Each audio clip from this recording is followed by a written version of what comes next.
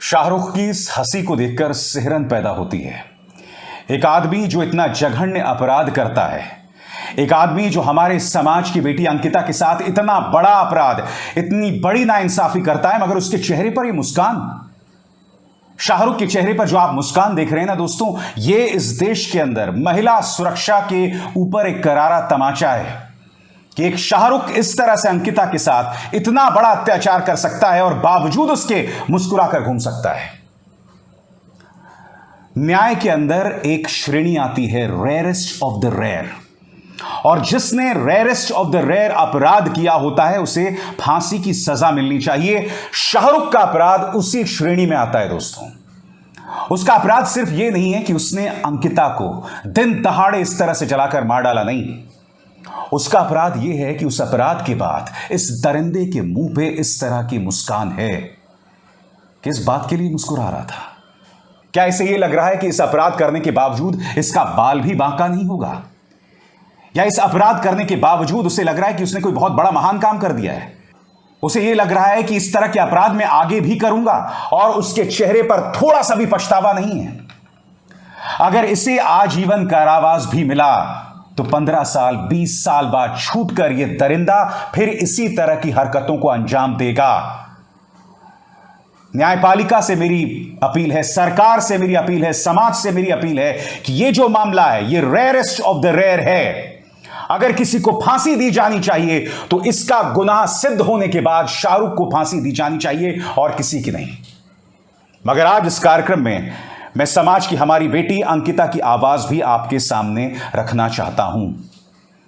आप जानते हैं, अंकिता को आग के हवाले करने के बाद 5 दिन तक अंकिता बिस्तर पर तड़पती रही, और मरने से पहले उसने क्या शब्द कहे मैं आपको पढ़ के सुनाना चाहता हूं। जिस तरह मैं मर रही हूं उसे भी वैसी ही सजा मिले। मौत से पहले अंकिता के मुंह से अपने गुनहगार के लिए यही बद्दुआ निकली। वो 5 दिनों तक अस्पताल के बिस्तर पर झुलसे हुए शरीर के साथ मौत से लड़ती, लेकिन जख्म इतने गहरे थे कि अंत में मौत जीत गई। अंकिता नहीं रही। 15 साल की अंकिता को 23 अगस्त को एक तरफा प्यार में पागल शाहरुख नाम के लड़के ने पेट्रोल छिड़ककर आग के हवाले कर दिया। रांची के रिम्स में मौत से पहले अंकिता ने शाहरुख की पूरी करतूत बयां की। आपको बता दें कि अंकिता की मौत को लेकर झारखंड में भारी बवाल हो रहा है। अंकिता के गुनहगार को फांसी पर लटकाए जाने की मांग की जा रही है। आरोपी शाहरुख पुलिस की गिरफ्त में है, पर अपने गुनाह पर जरा भी शर्मसार नहीं है। उसके चेहरे पर बेशर्म हंसी है जो लोगों का गुस्से का सबब बन रही है, और लोगों का गुस्सा और भी बढ़ रहा है। मगर शुक्र है शाहरुख के पक्ष में किसी ने रैली नहीं निकाली दोस्तों, क्योंकि आज हमारे समाज का इस कदर पतन हो चुका है कि बलात्कारियों के पक्ष में लोग रैली निकालते हैं। मैं जानता हूं आप लोगों में से कई लोग क्या कहेंगे कि अभिसार, यह खबर तो कल की थी, तुम इस खबर को लेकर आज क्यों आए? क्योंकि कल मैं इस खबर को जिस तरह से 99% मीडिया जिस तरह से इसे कवरेज दे रहा था, जिस तरह का इनका फोकस था, मैं उससे बिल्कुल भी इत्तेफाक नहीं रखता हूं। और आप सब जानते हैं वो फोकस क्या था। ये हमारी समाज की बिटिया अंकिता के साथ नाइंसाफी है। इस दरिंदे की हंसी बतला रही है कि यह इस समाज में महिला सम्मान, महिला सुरक्षा पर एक करारा तमाचा है। इस राक्षस के इतने हौसले बुलंद हुए कैसे? आखिर क्यों? बहरहाल झारखंड सरकार की बात करें तो झारखंड सरकार अपना वजूद बचाने में लगी हुई है। जैसा कि आप जानते हैं कि वहां पर ऑपरेशन लोटस जो है वो शुरू हो चुका है, और उसी के चलते मुख्यमंत्री हेमंत सोरेन जो हैं अपने विधायकों के साथ रिजॉर्ट्स में जो हैं वहां पर डेरा डाले हुए थे। अब तक झारखंड सरकार ने क्या किया है आपके स्क्रीन पर। झारखंड के मुख्यमंत्री हेमंत सोरेन ने अंकिता के परिजनों को 10 लाख रुपए की सहायता राशि और इस केस की फास्ट ट्रैक कोर्ट में सुनवाई का ऐलान किया है। साथ ही मुख्यमंत्री ने कहा है कि समाज में कई तरह की कुरीतियां देखने को मिल रही हैं। यह घटना दिल दहला देने वाली है। कानून अपना काम कर रहा है। आरोपी को गिरफ्तार कर लिया गया है। हमारी कोशिश है कि उसे जल्द से जल्द सजा मिले।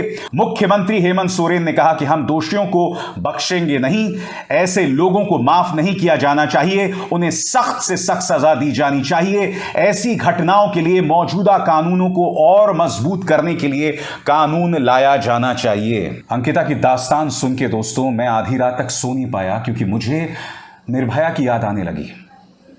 निर्भया भी लगातार अस्पताल में तड़पती रही दोस्तों, और मौत से पहले उसने भी कहा कि मैं जिस तरह से जा रही हूं, मुझसे ज्यादा दुखद, मुझसे ज्यादा दर्दनाक उन 5 लोगों की हो जिन्होंने उसके साथ वो दुष्कर्म किया था।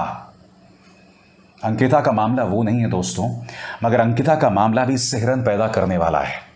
अंकिता का मामला भी इस बात को प्रमाणित करता है कि इस देश में कानून व्यवस्था को लेकर हालात क्या हैं, झारखंड के अंदर कानून व्यवस्था को लेकर हालात क्या हैं। इस तरह के दरिंदे मुस्कुराकर घूम रहे हैं अपराध करने के बाद भी। यह बहुत डर पैदा करने वाला है दोस्तों। ये हमारे परिवारों में पल रही हमारी बहनों, हमारी बच्चियों, हमारी माताओं, उन तमाम लोगों की सुरक्षा पर एक बहुत बड़ा सवालिया निशान है कि आदमी मुस्कुरा रहा है। मैं यही प्रार्थना करता हूं ईश्वर से, मैं यही प्रार्थना करता हूं खुदा से कि एक ऐसा वक्त आए जब इस आदमी की आंखों में डर हो, मौत का डर हो, अपने अपराध का डर हो।